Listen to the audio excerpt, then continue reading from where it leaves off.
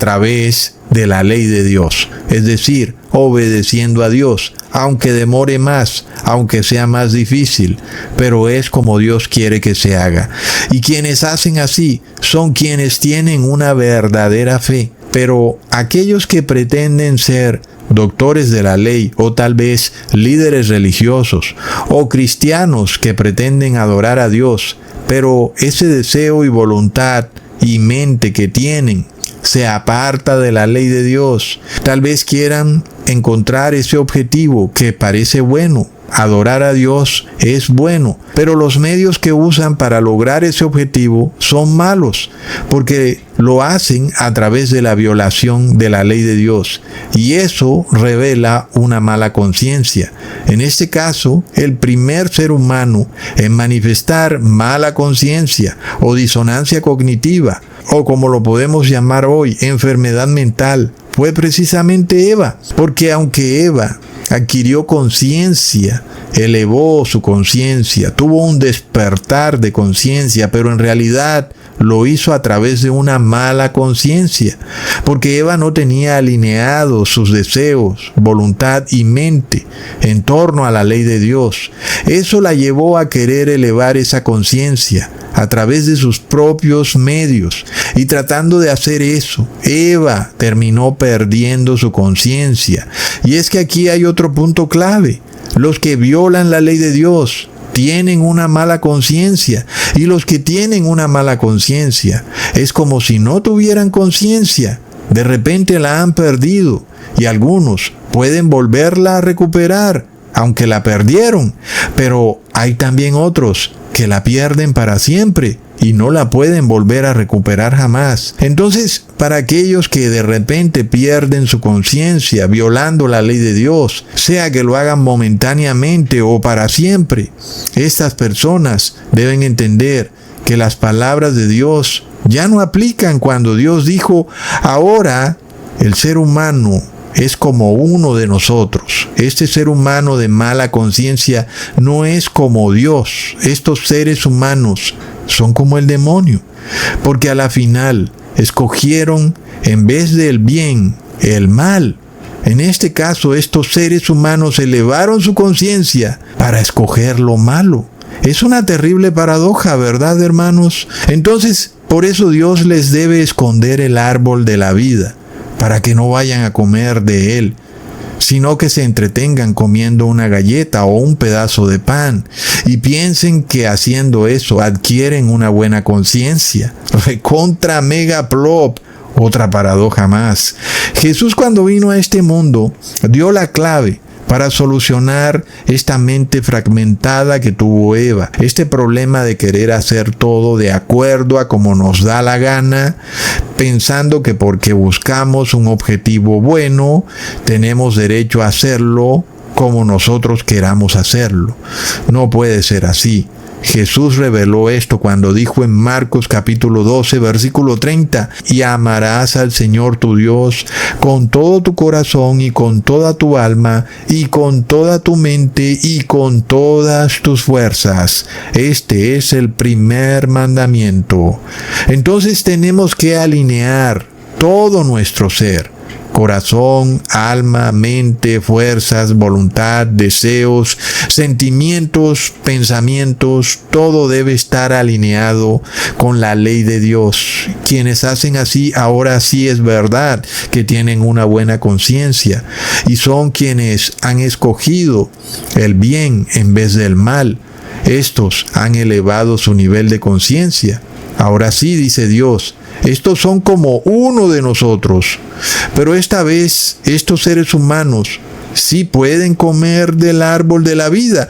Y de hecho, cuando empezaron a obedecer los mandamientos de Dios, empezaron a comer del árbol de la vida, que por supuesto no es un pan de harina, sino la verdadera palabra de Dios. De manera que es a través de Jesús que elevamos nuestra conciencia para ser como Dios, porque estamos ahora sí sometidos a la voluntad de Dios. Entonces nosotros tenemos conciencia porque tenemos una buena conciencia. Aquel que tiene mala conciencia ha perdido su conciencia. y está en riesgo de perderla para siempre, hermanos. Miremos lo que nos dice el apóstol Pablo en Efesios capítulo 4, versículo 19. Los cuales, después que perdieron el sentido de la conciencia, se entregaron a la desvergüenza para cometer con avidez toda suerte de impurezas. Ahí está la prueba, ¿verdad, hermanos? Ecusatón da prueba de todo lo que dice. Por eso mi cara no es importante, sino que es importante las pruebas que yo les doy. No se trata de cómo yo me vea, se trata de que yo doy pruebas. Y en ese caso, hermanos, el mismo apóstol nos habla de personas que cuando perdieron su conciencia, terminaron con su conciencia cauterizada. Y por eso es peligroso perder la conciencia, como dijo también un cantante, perder la cabeza de repente por un amor. ¿Verdad, hermanos? No podemos perder nuestra conciencia ni por un segundo de tiempo, porque corremos el riesgo de que quede cauterizada para siempre. Leamos en 1 de Timoteo capítulo 4, versículo 1 al 3. Pero el Espíritu dice claramente que en los postreros tiempos algunos apostatarán de la fe, escuchando a espíritus engañadores y a doctrinas de demonios, por la hipocresía de mentirosos que, teniendo cauterizada la conciencia, prohibirán casarse y mandarán a abstenerse de alimentos que Dios creó, para que con acción de gracias participasen de ellos los creyentes y los que han conocido la verdad. Entonces son aquellos que con su rebeldía a la ley de Dios, quienes terminan con la conciencia cauterizada, es decir, perdieron la conciencia. Por eso estas personas son hipócritas, cínicos y hasta psicópatas, porque convierten inclusive la palabra de Dios en doctrinas de demonios. ¿Y qué buscan los demonios? Buscan pecar, buscan violar la ley de Dios. Pero miremos esto, hermanos. Hoy en día hay una gran confusión con relación a la palabra conciencia. En muchos casos se entiende la conciencia como simplemente la capacidad de pensar, de sentir dolor o placer o deseo. Esto es lo que dice hoy en día la psicología clínica de la palabra conciencia. Pero también hemos escuchado de parte de la medicina que se nos dice que la conciencia es un estado en el cual la persona está despierta o semidormida o dormida. De manera que uno inclusive los escucha diciendo que cuando una persona se ha despertado de una cirugía, está consciente.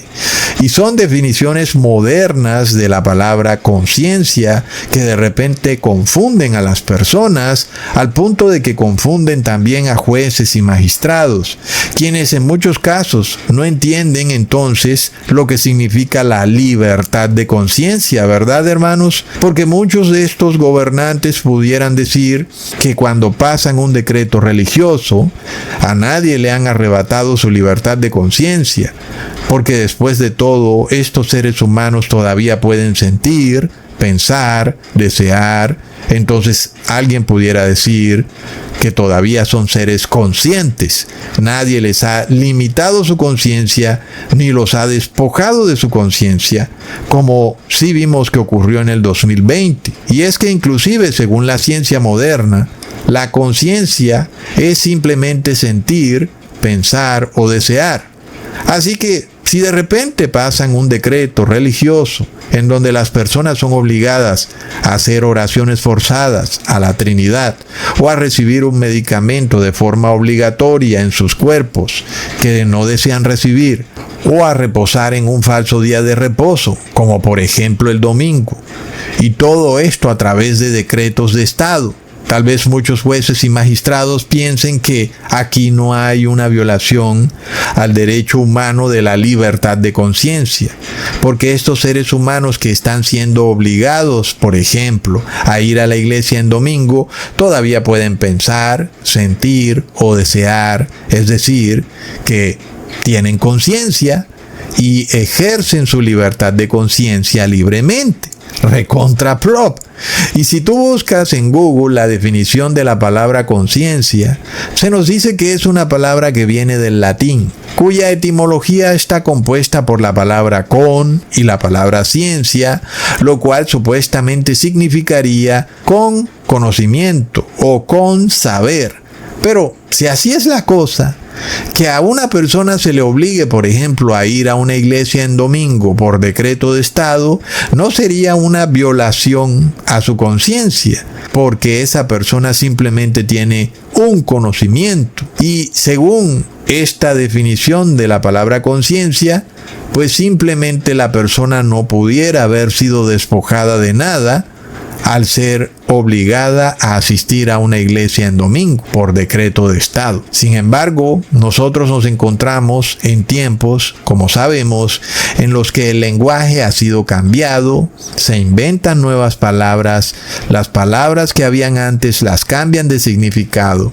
Y esto es parte de lo que ha ocurrido con la palabra conciencia. Cuando nosotros leemos el Nuevo Testamento, vemos que la palabra conciencia no viene del latín, sino que viene del griego koiné, cuya palabra es syneidesis, que significa, abro comillas, se refiere a la capacidad moral y de autoconciencia de evaluar los propios actos, pensamientos y estados internos, distinguiendo del bien y del mal, funcionando como un testigo interior. Entonces, esta definición de la palabra conciencia del griego koiné encaja mucho más con la definición de la Real Academia de la Ciencia y es muy distinta a esta definición de conciencia que significa con saber, que viene de una supuesta palabra del latín. Entonces, esta definición ya sí es un poco más acertada, pero aquí hay algo más curioso. Si nosotros vamos a mirar el Viejo Testamento que está escrito en el hebreo bíblico, no hablando del hebreo actual, sino hablando del hebreo con el que fue escrita la Torá, resulta que no encontramos por ningún lado la palabra conciencia. ¿Verdad, hermanos? Y las palabras usadas en el Viejo Testamento para representar la conciencia son, como ya vimos en el video que les dije al inicio de este video, en donde hablo de corazón, mente y espíritu. Y son precisamente esas palabras las que son usadas para describir la conciencia del ser humano, las cuales a la final son usadas intercambiablemente muchas veces para describir lo mismo, que es representar la dimensión moral del ser humano, en la cual es el ser humano quien desde el Edén puede decidir qué es bueno o qué es malo. Y eso es un derecho humano fundamental que no se le puede entregar al Estado ni cedérselo a ninguna autoridad, sea religiosa o gubernamental. Entonces vemos que la palabra griega syneidesis en el hebreo bíblico, es decir, por ejemplo en la Torá o en la Tanaj, puede ser traducida como espíritu o corazón o mente. Entonces, viendo el video pasado, cuando estuvimos estudiando las formas de gobierno y los pactos sociales por medio de los cuales se crean los gobiernos, nosotros vimos que un pacto social es la manera a través de la cual los ciudadanos ceden parte de sus derechos al gobierno, pero solamente aquellos derechos que tienen que ver con la seguridad, la defensa de la propiedad y la defensa de la vida. En ese video les revelé que el pacto social nunca fue hecho para entregar